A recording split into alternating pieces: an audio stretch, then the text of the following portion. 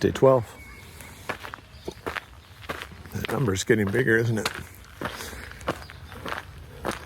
Had a really nice stay in Innerleithen. Stayed at the Old Town Hall B&B with Pam and Alan, a lovely couple. And he gave me a ride back to the trail this morning after she fed me a big breakfast that's going to take me through the day.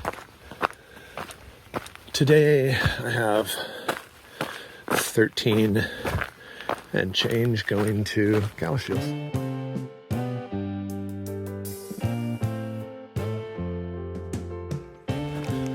Moving a little slow this morning. Starts off with a bit of a climb. Also, doing almost 23 miles yesterday. Definitely tired me out. So, I'm starting a little depleted. And an evening's bed rest and 2 good meals isn't going to make that go away. It does help though. It also helps that I only have to do a little bit today compared to yesterday. That the climbing won't be as much. The temperatures are still typical Scottish weather as far as I can tell. Low 60s, overcast, might rain a little. There's not a breath of wind this morning. Finding myself wishing there were. But I'm just going to get up on this ridge, follow it for a ways, descend back down to the Tweed River, and then go over one more hill to get to Galashiels, where I have a room at the Salmon Inn. And I should get there mid-afternoon at the latest. We'll find out. Big mountain biking area here around Innerleithen. There's several bike shops on the main street, and they have a big system of trails here. It looks pretty well developed. The trail has finally leveled out, at least for now. It's been about 2.5 miles of continuous climbing since the start, and I just don't have it today. It's cool, but it's really humid and no breeze whatsoever.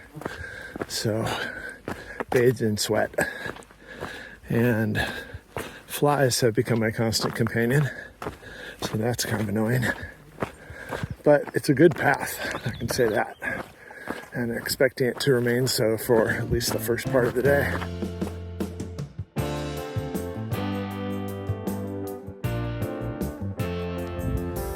View from the top of Brown Now.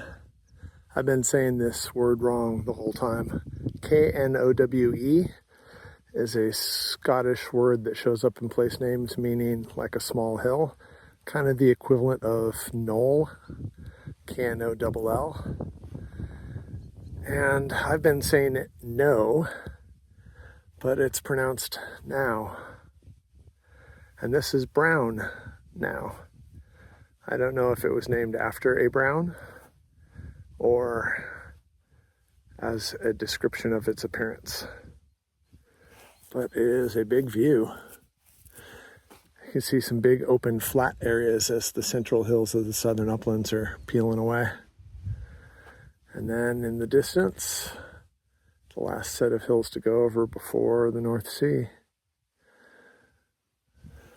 I'm headed this way towards a set of old statues or stoneworks called the Three Brethren. Those 3 hills right there are the Eildon Hills, and they are just south of the town of Melrose, which is a neighboring town to Galashiels where I'm going tonight, which means that my town's somewhere over there.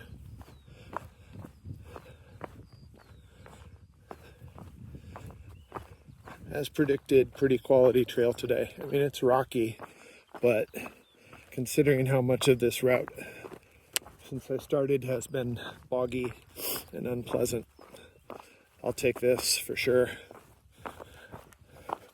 And I get to hang out with my friends, the sheep, pretty soon. I'm still marveling at how few people seem to be hiking this route, but I'm also not marveling at it. On one hand, in this day of, internet, YouTube, Instagram, everyone's publishing what they've done on their hikes, and that's how people found out about stuff.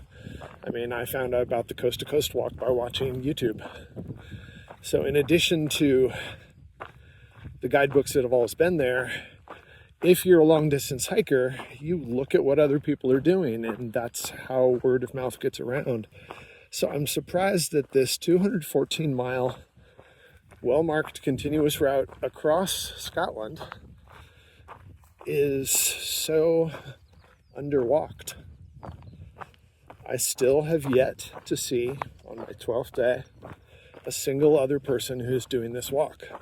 I have seen a couple of day walkers, like people out with their dogs, but that's it. So it's kind of weird, but when I think of how challenging this has been for me, the mud, the sheep, the weather, the midges, the ticks, the flies, the isolation,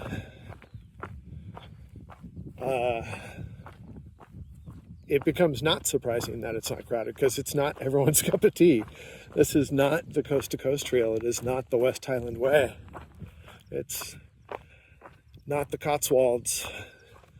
It takes a lot more commitment to do this, even though on paper it doesn't look like it would be that hard.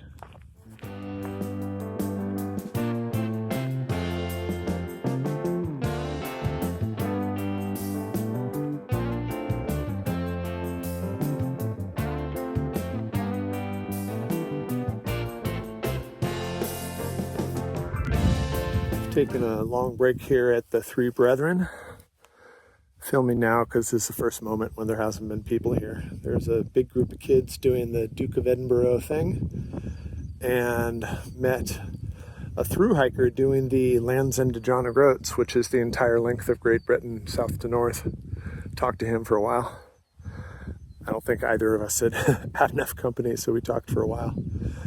But these three old cairns have been here for a long time.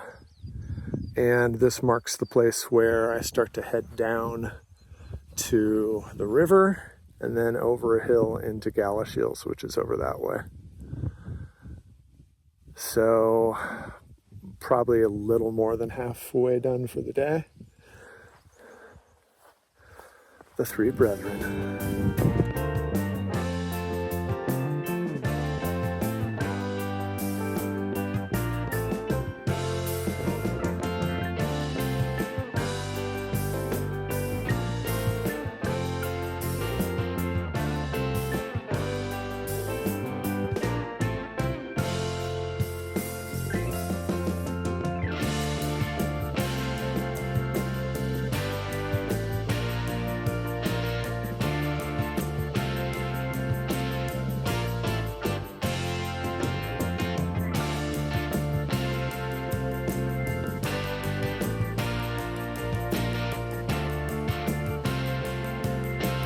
The lovely Tweed River looks boatable to me.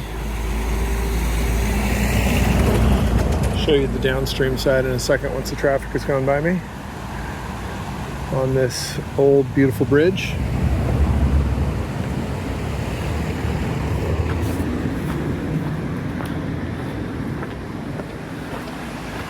A couple of fun little rapids. Totally boatable. Yeah, I could do this. All right.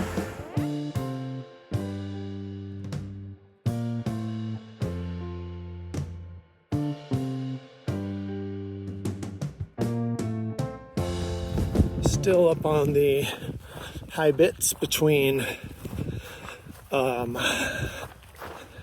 the approach to Galashiels, going across fence land separated by dry stone walls.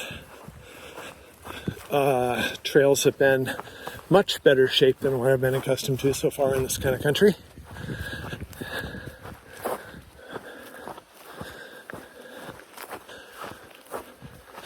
almost at the high point up there. From there, it's a descent through the same kind of stuff.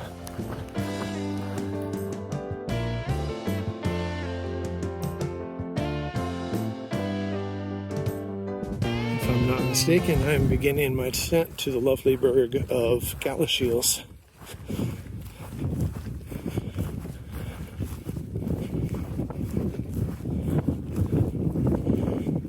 Breeze up on these high bits is really nice. It was muggy down low, but lots of flies. This is a nice respite from all that. This is another one of those places where I was planning by just like looking at Google Earth and stuff where wild camps might go. And I saw that the trail passed through this wood before it got to Galashiels. So let's see what this place looks like. It's kind of cool that you're out in these big open fields and then all of a sudden dense woods. And I'm wondering about the ownership of it. Like, is this part of the farm and they use the wood, like if they have a need for timber or something, they just come in here and harvest it? What's the deal? So far on this trip, woods have been a nightmare, just boggy, covered with blowdowns. This one seems to be in nicer shape. And could I have wild camped in here? Well, there's not much flat ground. Except down here, definitely could have. It's a little bit ugly on the inside. A little bit of a risk of widowmakers falling on you. Other than that, it would make do. Really beautiful wood here outside of Galashiels with a bunch of public paths running through it.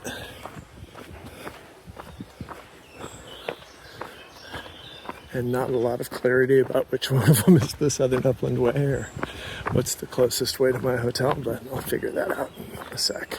I've got to start looking at street maps and not the official British topo maps.